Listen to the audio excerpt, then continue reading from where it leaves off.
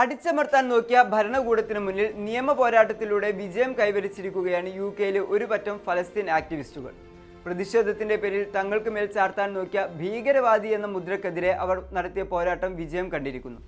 യുകെയിലെ Preston crown കോടതിയിൽ കഴിഞ്ഞ ദിവസമുണ്ടായ ഒരു ചരിത്ര വിധിയുടെ വിശദാംശങ്ങൾ പരിശോധിക്കാം. സ്വാഗതം ഇൻഡെപ്തിലേക്ക്.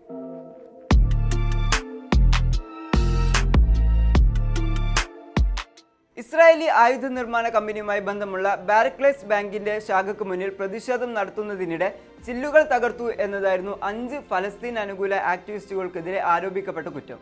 Brendon ഒഹേഗൻ, Amana Kelly, Ameera അത്തീഖ് Nisar, Muhammad Malik, Alma യാനീവ് എന്നീ ആക്ടിവിസ്റ്റുകൾക്കെതിരായിരുന്നു കുറ്റം ചാർത്തിയത്. ഇസ്രായേലി ആയുധ നിർമ്മാണ ഭീമനായ എൽബിറ്റ് സിസ്റ്റംസിന് സാമ്പത്തിക പിന്തുണ നൽകുകയും പങ്കാളിത്തം വഹിക്കുകയും ചെയ്യുന്നു എന്നാരോപിച്ചാണ് ബാരക്ലേസ് ബാങ്കിനെതിരെ പ്രക്ഷോഭകർ തിരിഞ്ഞത്. ഗസയിൽ ആക്രമണത്തിന് ഉപയോഗിക്കുന്ന ഡ്രോണുകളും ആയുധങ്ങളും നിർമ്മിക്കുന്ന എൽബിറ്റ് സിസ്റ്റംസിൽ ബാങ്ക് വലിയ തുക നിക്ഷേപിച്ചിട്ടുണ്ടെന്നും ആയുധ കച്ചവടത്തിലൂടെ ലഭിക്കുന്ന ലാഭവിഹിതം കൈപ്പറ്റുന്നുണ്ട് എന്നുമാണ് ഫലസ്തീൻ ആക്ഷൻ പ്രവർത്തകർ ചൂണ്ടിക്കാട്ടിയത്. ഗസ വംശഹത്യയിൽ ബാങ്കിനുള്ള സാമ്പത്തിക പങ്കാളിത്തവും ഉത്തരവാദിത്വവും ലോകത്തിനു മുന്നിൽ തുറന്നുകാട്ടാനും ചോരപ്പുഴയെ ഓർമ്മിപ്പിക്കുന്ന ചുവന്ന പെയിന്റ് അടിച്ച് ബാങ്കിന്റെ പ്രവർത്തനം തടസ്സപ്പെടുത്താനുമായിരുന്നു ആക്ടിവിസ്റ്റുകൾ പ്രതിഷേധം സംഘടിപ്പിച്ചത്.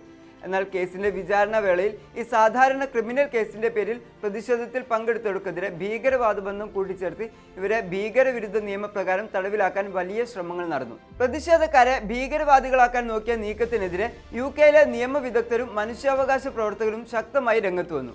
അവരുടെ നേതൃത്വത്തിൽ വലിയ നിയമ പോരാട്ടം നടന്നു.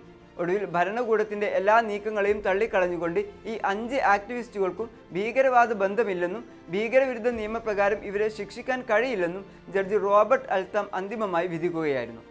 വിധി കേട്ടതോടെ കോടതിക്ക് പുറത്ത് തടിച്ചുകൂടിയ 100 കണക്കിന് ആളുകൾ വൻ ആഘോഷത്തോടെയാണ് വിധിയെ വരവേറ്റത്. ഇത് ഭരണകൂട ഭീഷണിക്കെതിരെയുള്ള നീതിയുടെയും പ്രതിഷേധിക്കാനുള്ള അവകാശത്തിന്റെയും വിജയമാണെന്ന് കുറ്റവിമുക്തരാക്കപ്പെട്ട ആക്ടിവിസ്റ്റുകൾ പ്രതികരിച്ചു.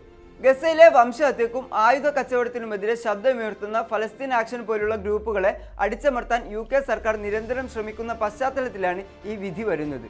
3000-ലധികം ആളുകളെയാണ് ഇത്തരത്തിൽ പ്രതിഷേധങ്ങളുടെ പേരിൽ ഭരണകൂടം തടവിലാക്കിയത്. വസ്തുവകകൾക്ക് നാശനഷ്ടം വരുത്തിയെന്ന കുറ്റത്തിന് സെപ്റ്റംബർ 4-ന് ഇവർക്കുള്ള ശിക്ഷ വിധിക്കുമെങ്കിലും തങ്ങളെ ഭീകരവാദികളാക്കാൻ നോക്കിയ നീക്കത്തെ പൂർണ്ണമായി പരാജയപ്പെടുത്താൻ കഴിഞ്ഞതാണ് ഈ കേസിലെ ഏറ്റവും വലിയ വിജയം.